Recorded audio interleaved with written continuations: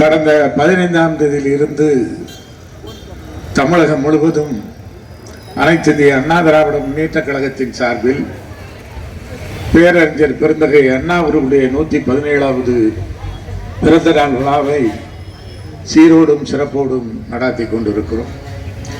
அந்த வகையில் இன்றைக்கு நம்முடைய மதுரை புறநகர் மாவட்டத்தில் விடாது மழை பெய்தாலும் கூட எங்கள் கழகத்தினுடைய தொண்டர்கள் எல்லாம் இந்த இயக்கம்தான் பெரிது என்று கருதி இன்றைக்கு இங்கே அமர்ந்து இந்த நிகழ்ச்சிக்கு ஒத்துழைப்பு நல்கி இருக்கிற கழகத்தினுடைய நிலைப்பாடை காணுகிறோம். காரணம் என்னவென்று சொன்னால் 20 ஆண்டு காலம் தமிழகத்திலே புறையொடிப்பு இருந்த காங்கிரஸ் ஆட்சியினுடைய அவலத்தை தன்னந்தனி மனிதராக நின்று தன்னுடைய பேச்சாற்றலால் எழுத்தாற்றலால் 967 வேரோடும் மண்ணோடு வீழ்த்தி காட்டிய பெருமை பேரறிஞர் அண்ணா அவர்களுக்கு உண்டு. அன்றைக்கு அவர் இட்ட அடித்தளம் தான் இன்றைக்கு ஏறத்தாழ 58 ஆண்டுகள் திராவிட இயக்கத்தினுடைய ஆட்சியை தமிழ்நாட்டிலே மாறி மாறி நடைபெற்றுக் கொண்டிருக்கிறது. காங்கிரஸ் இயக்கம் என்பது ஒரு நூற்றாண்டு விழா கொண்டாடிய இயக்கம். அந்த இயக்கத்தை இந்த மண்ணிலே வேரோடு வீழ்த்தி இன்றைக்கு திராவிட பாசனுடைய நங்கூரத்தை பாய்ச்சியவர் பேரறிஞர் அண்ணா அவர்களாவார்.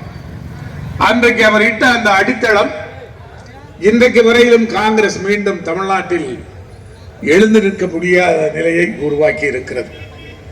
பேரறிஞர் அண்ணா அவர்கள் தமிழ்நாட்டு மக்களாலே நேசிக்கப்பட்ட ஒரு ஒப்புயர்வற்ற ஒரு தலைவர்.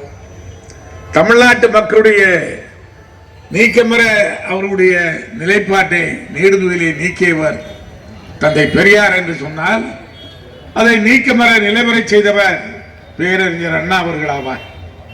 இந்த மண்ணுக்கும் மக்களுக்கும் தந்தை பெரியார் பேரறிஞர் அண்ணா அவர்களை வழங்கினார்கள். அதனால்தான் 967 பேரறிஞர் அண்ணா அவர்கள் முதலமைச்சராக வந்தவுடனே சுயமரியாதை திருமணத்தை சட்டப்பூர்வமாக்கி பேரறிஞர் அண்ணா அவர்கள் தந்தை பெரியாருக்கு காணிக்கையாக்கினார். இதன் மூலமாக தந்தை பெரியாருடைய கனவு அரும்புகள் நினைவு பூக்களாக மலர துவங்கியது. சென்னை மாகாணம் மதராஸ் மாநிலம் என்று அழைக்கப்பட்ட தமிழகத்தை தமிழ்நாடு என்று சட்டப்பேரவையில் பேரறிஞர் அண்ணா அவர்கள் பெயர் சூட்டினார்கள். தென் திசை தீபமாய் தியாக வரலாற்றின் பிம்பமாய் மதுவிலக்கு கொள்கையிலே ஒரு உறுதியான நிலைப்பாட்டை எடுத்தவர் பேரறிஞர் அண்ணா அவர்கள். பாட்டு தளத்தாலே வையத்தை பாதித்திட வைத்தவன் பாரதி என்று சொன்னால் அதை பேச்சு தளத்தாலே பேணி வளர்த்தவர் பேரறிஞர் அண்ணா அவர்கள் ஆவார். அதனால் தான் ஊழி தீயன காஞ்சியிலே தோன்றிய அண்ணா அழகு தமிழின் வேந்தன். அன்றைக்கு 67 போன்ற அந்த காலங்களில் பல்கலைக்கழகங்களின் சட்ட விதிகள் ஆங்கிலத்தில் மட்டுமே, அது புகுமுக வகுப்பு என்று சொன்னாலும் அல்லது பட்டப்படிப்பு என்று சொன்னாலும் அதிலே வரலாறு பொருளாதாரம் ஆகியவற்றை படிப்பதற்கு ஆங்கிலத்தில் மட்டுமே படிக்க முடியும் என்ற நிலைப்பாடு இருந்தது. ஆனால் அண்ணா அவர்கள் முதலமைச்சராக வந்ததற்கு பின்னால் பல்கலைக்கழக சட்ட விதிகளை திருத்தி தமிழிலும் பட்டப்படிப்பை படிக்கலாம், அது வரலாறு என்றாலும் பொருளாதாரம் என்றாலும் படிக்கலாம் என்ற ஒரு நிலைப்பாட்டை கொண்டு வந்தார். இதன் மூலமாக எங்கும் தமிழ் எதிலும் தமிழ் என்ற நிலைப்பாட்டை உருவாக்கினார். அவருடைய ஆட்சி காலத்திலே தான் கவர்மெண்ட் ஆஃப் மெட்ராஸ் தமிழ்நாடு அரசு என்று மாறியது. ஸ்ரீ ஸ்ரீமதி திருமதி என்று அழைக்கப்பட்டார்கள். ஆகாசவாணி வானொலி நிலையமாக மாறியது. அதே போலவே செஞ்சாற்று கோட்டை என்பது அதை தலைமை செயலகமாக பேரறிஞர் அண்ணா அவர்கள் அதை மாற்றினார்கள். சத்தியமே ஜெயதே வாய்மையை வெல்லும் என்று மாறியது. அதே போலவே அக்ராசனர் தலைவர் என்று அழைக்கப்பட்டார். சபாநாயகர் சட்டப்பேரவை தலைவர் என்று சொல்லப்பட்டார். மந்திரி அமைச்சர் என்று அழைக்கப்பட்டார். இப்படி தமிழினுடைய தாக்கங்களை இந்த மண்ணிலே விதைத்தவர் பேரறிஞர் அண்ணா அவர்கள் ஆவார்.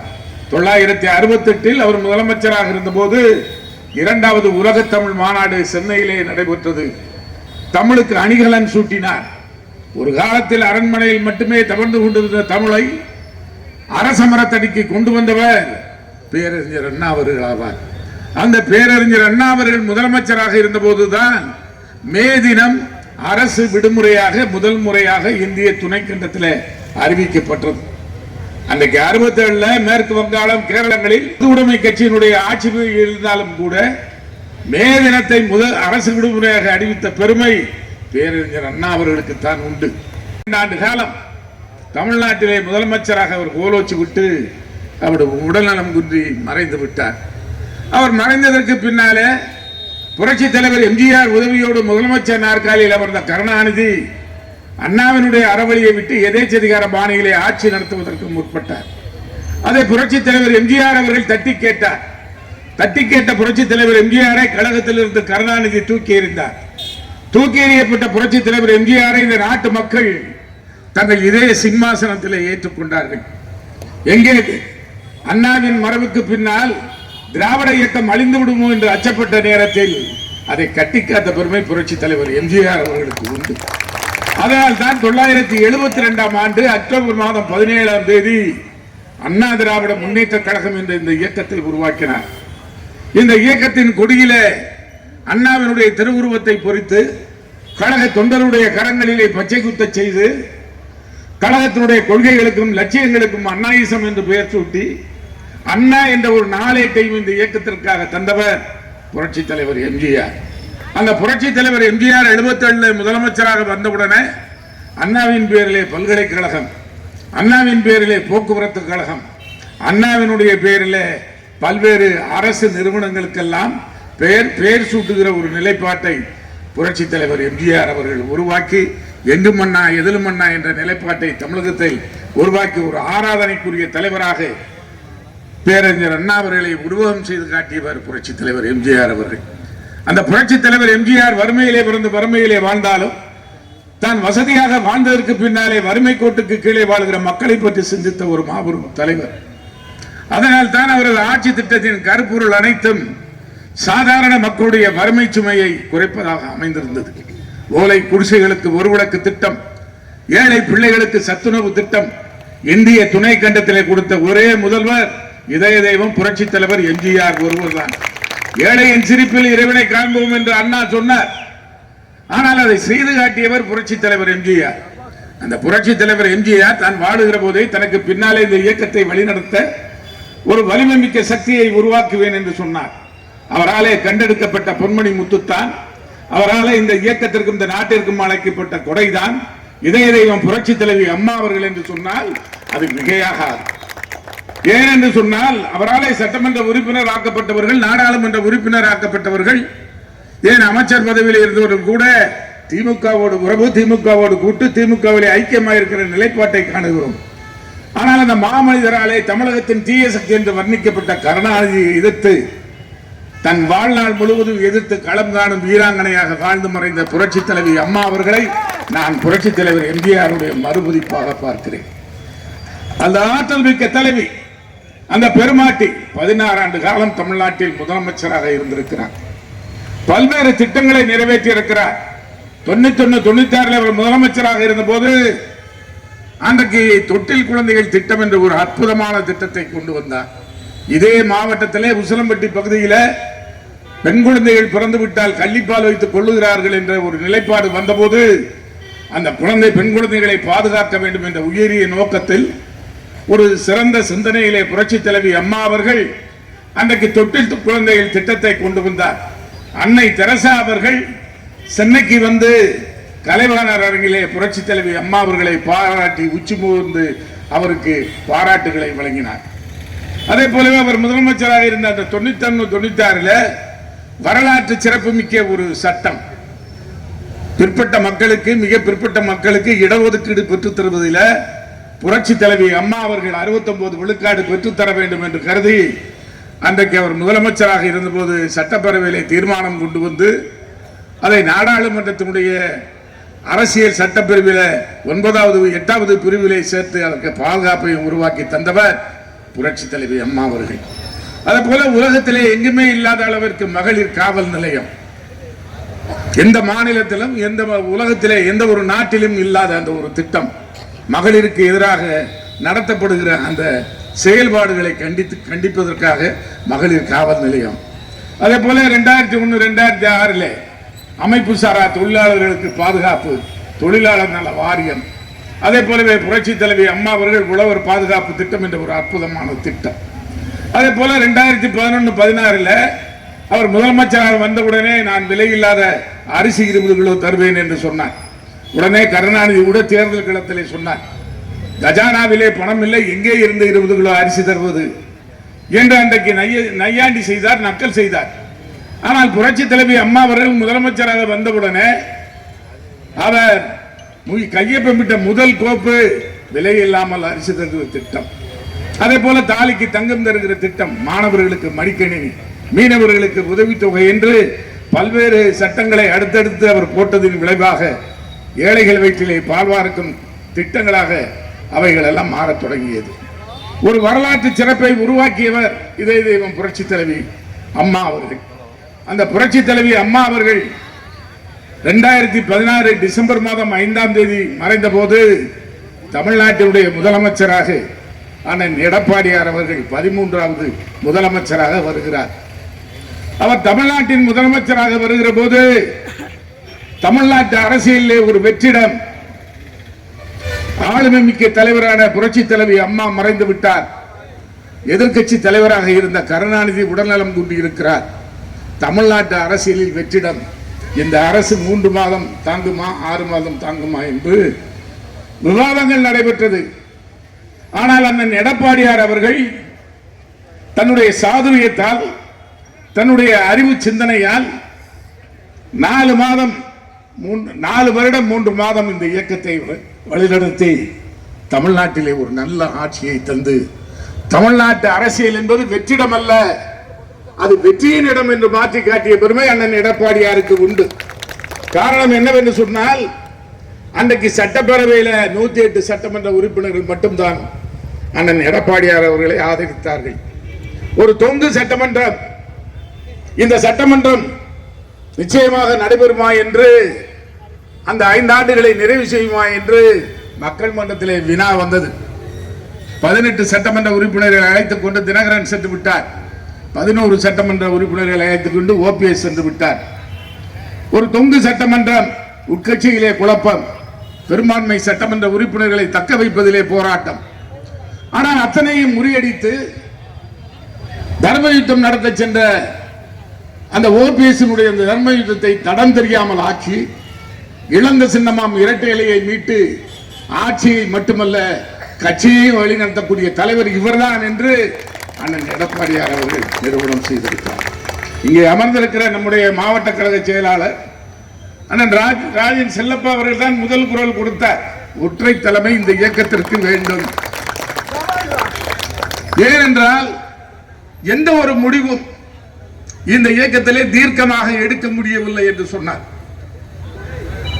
அதன் காரணமாக அரசியல் களத்திலே பல்வேறு மாறுதல்கள் ஏற்பட்டது. 4.5 ஆண்டு காலம் அண்ணன் எடப்பாடியார் அவர்கள் ஆண்டார்கள். அந்த ஆட்சியில ஏதாவது குற்றம் சொல்ல முடியுமா? அது சட்டம் ஒழுங்கு பிரச்சனை என்று சொன்னாலும் சரி, அல்லது விலைவாசி பிரச்சனை என்று சொன்னாலும், அல்லது மின்வெட்டு பிரச்சனை என்று சொன்னாலும், எதிலுமே ஒரு குறை கூற முடியாத அளவிற்கு அவருடைய ஆட்சியிலே இருந்தது. ஆனால் 2021 சட்டப்பேரவை தேர்தலில் திராவிட முன்னேற்ற கழகம் பொய்யான புனையான குற்றச்சாட்டுகளை அனைத்து இந்திய அண்ணா திராவிட முன்னேற்ற கழகத்தின் மீது கூறி இந்த ஆட்சிக்கு களங்கம் கற்பித்து போலியான வாக்குறுதிகளை நாட்டு மக்கள் மத்தியிலே தந்து ஒரு 3% வாக்கு வித்தியாசத்தில் அந்த சட்டப்பேரவை தேர்தலில் வெற்றி பெற்றது. அண்ணா திராவிட முன்னேற்ற கழகத்தினுடைய எதிர்காலம் முடிந்துவிட்டது என்று சொன்னார்கள்.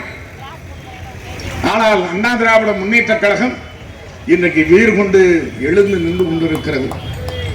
அண்ணன் புரட்சி தமிழர் எடப்பாடியாருடைய ஆட்சியில அன்றைக்கு அவர் பல்வேறு திட்டங்கள் இங்கே குறிப்பிட்டு சொன்னார். தம்பி ராஜசத்தியன் கூட சொன்னார். காவிரி வேளாண்மை மண்டலம், இன்றைக்கு தஞ்சை நெற்களஞ்சியம் பாதுகாக்கப்பட்டிருக்கிறது. மீத்தேன் எரிவாயு திட்டமும் ஹைட்ரோ கார்பன் திட்டத்திற்கு மூடு விழா அங்கே நடத்தப்பட்டிருக்கிறது.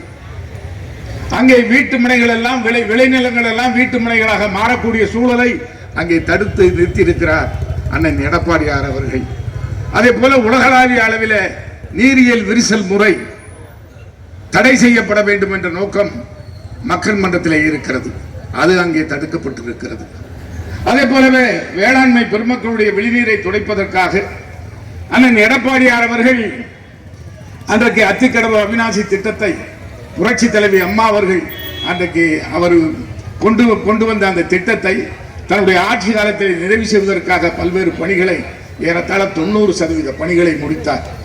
ஆனால் திமுக ஆட்சிக்கு வந்ததற்கு பின்னால் அந்த பணிகளை கிடப்பிலே போட்டுவிட்டு ஏதோ அவர்கள் தான் செய்ததை போல காணொலி காட்சியிலே மு.க. ஸ்டாலின் அதை திறந்து வைக்கிறார்.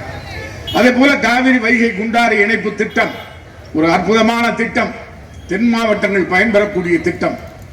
அந்த திட்டத்தை அண்ணன் எடப்பாடியார் அவர்கள் பிப்ரவரி மாதம் 3ஆம் தேதி 2021 அடிக்கல் நாட்டி விராலிமலைக்கு அருகிலே அந்த வைகை குண்டாறு காவிரி வைகை குண்டாறு இணைப்பு திட்டத்திற்கு அடிக்கல் நாட்டினார்.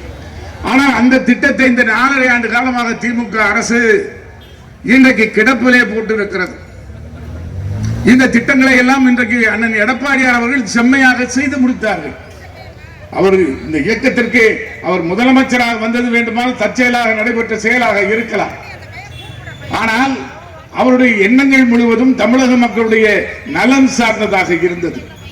இந்த இயக்கத்தினுடைய தலைவர் புரட்சி தலைவர் எம்ஜிஆர், புரட்சி தலைவி அம்மாவுடைய எண்ணங்களை லட்சியங்களை நிறைவேற்றக்கூடிய கழக தொண்டருடைய காவலராக அண்ணன் எடப்பாடியார் அவர்கள் இன்றைக்கு விஸ்வரூபம் இருக்க தொடங்கி இருக்கிறார். ஒரு இயக்கத்தை வழிநடத்தக்கூடிய தெளிவும் தீர்க்கமும் உறுதியும் அண்ணன் எடப்பாடியார் இடத்திலே உண்டு. ஆட்சியின் அரணாக கட்சியின் தனி வைர தூளாக திராவிட இயக்க உலையிலே உருக்கி உருவாக்கப்பட்ட போர்வாள் தான் புரட்சி தலைவி அம்மாவின் கரத்திலே இருந்த போர்வாள் தான் அண்ணன் எடப்பாடியார்.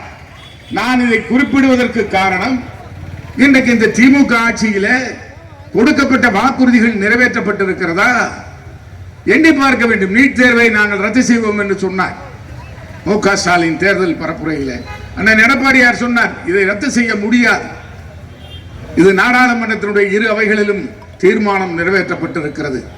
நீங்கள் மீண்டும் ரத்து செய்ய வேண்டும் என்று சொன்னால் நாடாளுமன்றத்திலே இந்த தீர்மானத்தை ரத்து செய்தால் தான் உண்டு என்று சொன்னார். ஆனால் மு.க. ஸ்டாலின் எங்களுக்கு தெரியும் அந்த சூட்சுமம் எப்படி ரத்து செய்வது என்று சொன்னார். இன்றைக்கு வரையிலும் 4.5 ஆண்டு காலம் ஆகிறது. இன்றைக்கு கேட்டால் அவர் சொல்லுகிறார், நாடாளுமன்ற தேர்தலில் காங்கிரஸ் ஆட்சிக்கு வந்திருந்தால் நாங்கள் அதை ரத்து செய்திருப்போம் என்று இன்றைக்கு ஷாஜால் சொல்லுகிறார். அதே போலவே மின் கட்டணத்தை நாங்கள் மாதந்தோறும் கணக்கீடு செய்வோம் என்று சொன்னார் தேர்தல் வாக்குறுதி. ஆனால் இன்றைக்கு 2 மாதத்துக்கு ஒரு முறை அண்ணா திராவிட முன்னேற்ற கழக ஆட்சியிலே எடுக்கப்பட்டதை போலவே இன்றைக்கு மின் கட்டணம் வசூலிக்கப்படுகிறது. இன்னைக்கு மாறாக மின் கட்டண உயர்வு இன்றைக்கு அடித்தள மக்கள், நடுத்தர மக்கள், மாத வருவாய் பெறும் மக்களை எல்லாம் இன்றைக்கு வாட்டி வதைத்துக் கொண்டிருக்கிறது. ஆனால் புரட்சி தலைவி அம்மா அவர்கள் சற்று அந்த மின் கட்டணத்தை உயர்த்துகிற ஒரு சூழல் அவருடைய ஆட்சியிலே வந்தபோது அன்றைக்கு அவர்கள் விலையில்லாமல் தருகிற 100 யூனிட் மின்சாரத்தை தருவேன் என்று சொன்னார். அதே போலவே அண்ணன் எடப்பாடியார் அவர்கள் கூட நீட் தேர்வு பிரச்சனையை அவர் சுலபமாக கையாளுவதற்கு 7.5% பள்ளிக்கல்வி மாணவர்களுக்கு இடஒதுக்கீடு பெற்றுத் தருவதில் அவர் வெற்றி கண்டிருக்கிறார். இன்றைக்கு ஏறத்தாழ 6000 7000 பேர்கள் இன்றைக்கு மருத்துவக் கல்லூரியிலும் சரி, பொறியியல் கல்லூரியிலும் சரி, அண்ணன் எடப்பாடியாருடைய அந்த 7.5% அந்த திட்டத்தின் மூலமாக இன்றைக்கு பெற்றிருக்கிறார்கள். இப்படி எல்லா தரப்பு மக்களால் அரசு ஊழியர்கள் பழைய ஓய்வூதிய திட்டத்தை நிறைவேற்றி தருவேன் என்று சொன்னார்கள். இன்றைக்கு வரையிலும் நிறைவேற்றவில்லை. திமுகவிற்கு வாக்களிப்பதற்கு பிறந்தவர்கள் போலவே இந்த அரசு ஊழியர்கள் புரட்சி தலைவர் எம்ஜிஆர், புரட்சி தலைவி அம்மா, புரட்சி தமிழர் எடப்பாடியாருடைய ஆட்சியில திமுகவுக்கு வாக்களிப்பது மட்டுமல்ல, தேர்தல் வேலையை செய்வார்கள். ஆனால் இன்றைக்கு அவர்களுக்கு அந்த பழைய ஓய்வூதிய திட்டத்தை இன்றைக்கு ஸ்டாலின் அரசு செய்து தருவதற்கு இன்றைக்கு மறுத்துக் கொண்டிருக்கிற இந்த நிலைப்பாட்டை காணுகிறோம். இது போன்ற நிலையில் தான் இன்றைக்கு இருக்கிறது. ஆனால் ஏதோ அண்ணா திராவிட முன்னேற்ற கழகம் தொடர்ந்து தோல்வியை சந்தித்ததை போல இன்றைக்கு ஒரு போலி பிரச்சாரத்தை செய்கிறார்கள். அண்ணா திராவிட முன்னேற்ற கழகம் என்பது வெற்றி தோல்விகளை மாறி மாறி சந்தித்த இயக்கம். புரட்சி தலைவர் எம்ஜிஆர் காலத்திலே 980 நாடாளுமன்ற தேர்தலில் வெற்றி வாய்ப்பு இழந்திருக்கிறது. புரட்சி தலைவி அம்மா அவர்கள் 996 அன்றைக்கு சட்டப்பேரவையிலும் நாடாளுமன்றத்திலும் வெற்றி வாய்ப்பை இழந்தார்கள். 2004 இழந்தோம். எனவே இந்த இயக்கம் வெற்றிகளை மட்டுமே பார்த்த இயக்கம் அல்ல. ஏதோ எடப்பாடியார் தான் இந்த தோல்விக்கு காரணம் என்பதை போல ஒரு போலி சித்திரத்தை இந்த நாட்டு மக்கள் மத்தியிலே வரைவதற்கு திராவிட முன்னேற்ற கழகமும் இங்கே இருந்து வெளியே சென்றிருக்கிற துரோகிகளும் இன்றைக்கு எழுதுவதற்கு முற்பட்டு இருக்கிறார்கள். அரங்குகளில் இன்றைக்கு வேண்டுமானால் 2ஆக 3ஆக இந்த இயக்கம் போய்விட்டது என்று சொல்லலாம். தொலைக்காட்சியிலே வேண்டுமானால் சொல்லலாம்.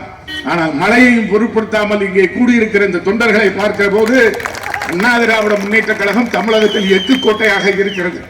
அண்ணன் எடப்பாடியாருடைய சுற்றுப்பயணம் அதை முழுமையாக இந்த மதுரை மாவட்டத்திற்கு வருகிற போது நாங்கள் பார்க்கின்ற போது மிக திரளான கூட்டம். அந்த அளவிற்கு தமிழ்நாடே அவருடைய ஆட்சி மீண்டும் வர வேண்டும் என்று எண்ணக்கூடிய அளவிற்கு இன்னைக்கு மக்கள் மன்றத்தில் நிலைப்பாடு ஏற்பட்டிருக்கிறது. ஒரு சட்டப்பேரவை தேர்தலில் வெற்றி வாய்ப்பை இழந்து விட்டால் அந்த இயக்கத்தின் வரலாறு அத்தோடு முடிந்து விடுமா? எண்ணி பார்க்க வேண்டும். திராவிட முன்னேற்ற கழகம் தோற்கவில்லையா? 2011 தோற்கவில்லையா? 14 தோற்கவில்லையா? 16 தோற்கவில்லையா? உள்ளாட்சி தேர்தலில் தோற்கவில்லையா?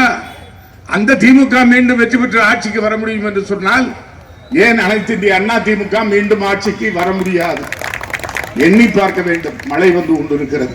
எனக்கு பின்னாலே இங்கே மாவட்ட கழக செயலாளரும் உரையாற்றவிருக்கிற காரணத்தினால் என்னுடைய ஒரே ஒரு கருத்தை மட்டும் சொல்லி நான் விடைபெற விரும்புகிறேன்.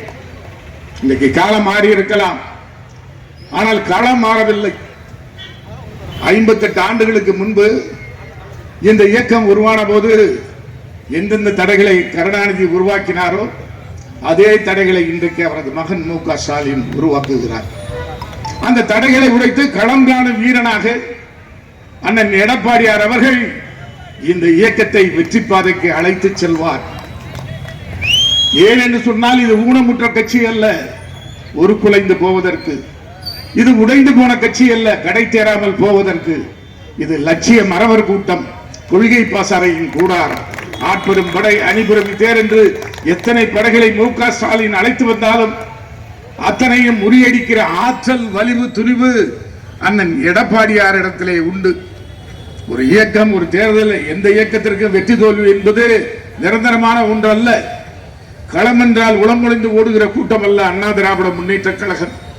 தோல்வியிலே இருந்து எழுகிற ஒரு பீனிக்ஸ் பறவையாக இந்த இயக்கம் அண்ணன் எடப்பாடியார் தலைமையிலே ஆட்சி பீடத்திலே அமரும். அதற்காகத்தான் அண்ணன் எடப்பாடியார் அவர்கள் 2026 வரவிருக்கக்கூடிய சட்டப்பேரவை தேர்தலில் வெற்றி கனியை ஈட்டுவதற்காக வியூகம் வகுத்து வருகிறார். அரசியல் சதுரங்கத்தில் அவர் காய்களை நகர்த்தி இந்த இயக்கத்தை வலிமையான ஒரு கூட்டணி அமைத்து இந்த இயக்கத்தை நிச்சயமாக ஆட்சி பீடத்தில் அண்ணன் எடப்பாடியார் ஏற்றுவார். இன்றைக்கு அவர் உயர்த்தி இருக்கிற அந்த காண்டிபம் இந்த குருச்சேத்திர போரில் திராவிட முன்னேற்ற கழகத்தை வீழ்த்தி காட்டும் என்று சொல்லி தொண்டர்களுடைய பாதுகாவலராக இன்றைக்கு அனைத்து தொண்டர்களுடைய அன்பையும் ஆதரவையும் பெற்ற தலைவராக விளங்கக்கூடிய அண்ணன் எடப்பாடியார் வழியை நம்மொழி அதுவே என்றும் நல்வழி என்ற தாரக மந்திரத்தை ஏற்று அவர் சுட்டிக்காட்டுகிற திசையிலே எட்டி பாய்கிற ஈட்டி முனைகளாக சுற்றி சுழந்து பணியாற்றி கழக வெற்றிக்கு நாளும் பொழுதும் உழைத்திடுவோம் என்று சொல்லி நல்ல வாய்ப்புக்கு நன்றி கூறி விடைபெறுகிறேன். நன்றி, வணக்கம்.